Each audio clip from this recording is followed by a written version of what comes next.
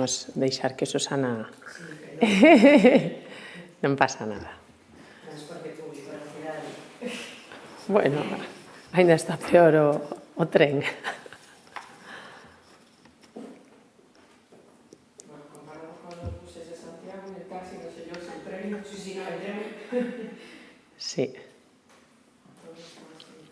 Cando tirades, Bueno, moi ben. Bueno, moi bo día a todos e todas. Grazas por acompañarnos nesta mañán tan santiaguesa.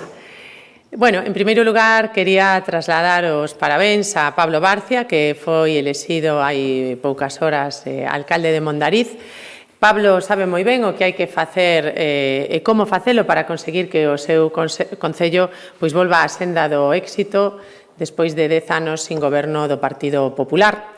Galicia se asuma 153 alcaldías co selo da estabilidade e do sentidiño do Partido Popular de Galicia e seguimos traballando. Bueno, hai unha semana falaba eu aquí da dignidade de Galicia e creo que quedou perfectamente defendida por Alfonso Rueda na súa reunión co presidente Sánchez. A pena é que, en fronte dun presidente autonómico digno, había un presidente do Goberno de España que é indigno para todos os galegos e galegas. Despois de 6 anos, Sánchez debería ter mirados os asuntos que lle interesan a unha comunidade autónoma que forma parte do Estado, que preside, pero a realidade sempre supera a ficción. Supoño que é frustrante acudir a unha reunión pois cun documento de 50 folios con peticións de Galicia ben argumentadas e acreditadas e que a outra parte faga oídos xordos. Supoño que Sánchez estálle collendo gusto a iso que lle respondeu ao xuíz Peinado, non? Me acojo a mi derecho a no declarar. A resposta de Sánchez a todo o que ten que ver con Galicia sempre é a mesma. Me acojo a mi derecho a no declarar. A transferencia e a gratuidade da AP9. Me acojo a mi derecho a no declarar. A mellora das conexións ferroviarias e o AVE Vigo-O Porto. Me acojo a mi derecho a no declarar. Os fondos europeos comprometidos. Me acojo a mi derecho a no declarar. Os proxectos industriais estratéxicos. Me acojo a mi derecho a no declarar. Cando se trata dos seus aliados independentistas, Sánchez ofrece todo tipo de axudas.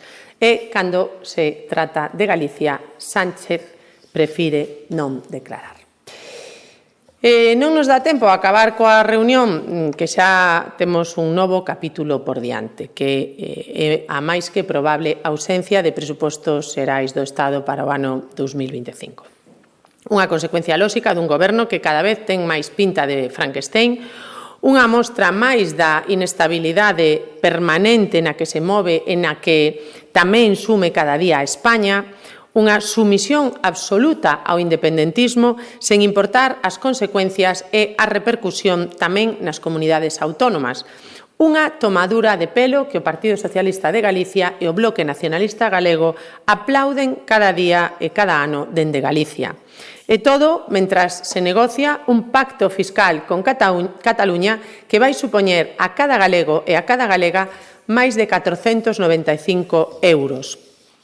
Lembro cando Sánchez dicía aquelo de, cito textualmente, aprobar unos presupuestos es la primera y principal obligación de un gobierno, porque sin presupuestos no hay nada que gobernar. E tamén dicía, un gobierno sin presupuestos es tan útil como un coche sin gasolina.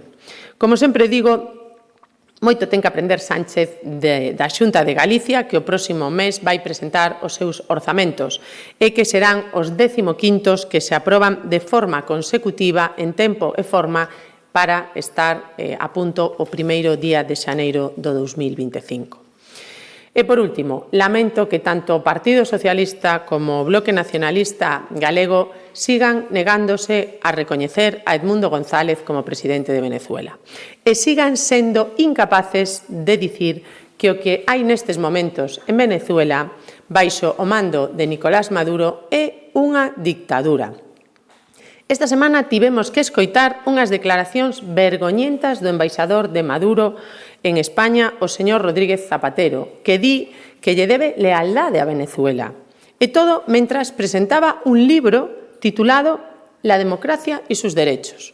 Un chiste de Zapatero. Por todo isto, e por moito máis, o Partido Popular de Galicia estará presente este sábado ás 8 da tarde na gran protesta mundial pola liberdade de Venezuela, que terá citas en todas as cidades de Galicia e en algunhas vilas. Pola miña parte máis nada, moitísimas grazas, estou a súa disposición se queren facer algunha pregunta. Se vais a manifestar a estas protestas será o presidente da Xunta? Bueno, eu seguro que sí, e o presidente, pois, se vai, xa o comunicaremos. Onte saíron novos informes do Consello de Contas sobre a xestión dos fondos europeos que quedaron máis da metade sen executar. O PSOE xa fixo críticas sobre isto e dixo que demostra incapacidade do Goberno da Xunta para xestionar estes fondos. Bueno, a conta xeral que se ten presentado e a execución dos orzamentos da Xunta de Galicia é do 100%. Respecto a iso, eu descoñezo cales son as causas, pero en moitas situacións o Goberno de España traslada os fondos tarde, mal e arrastro, e, por tanto, a Xunta de Galicia pois tamén ten os seus plazos de xestión.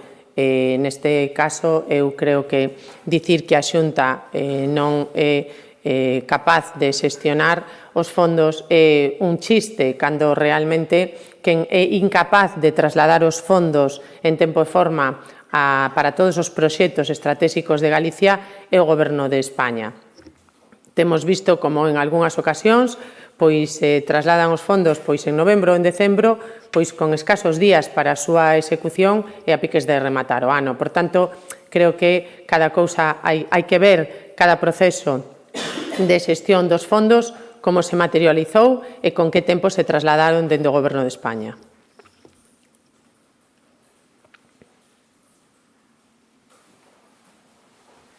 Gracias.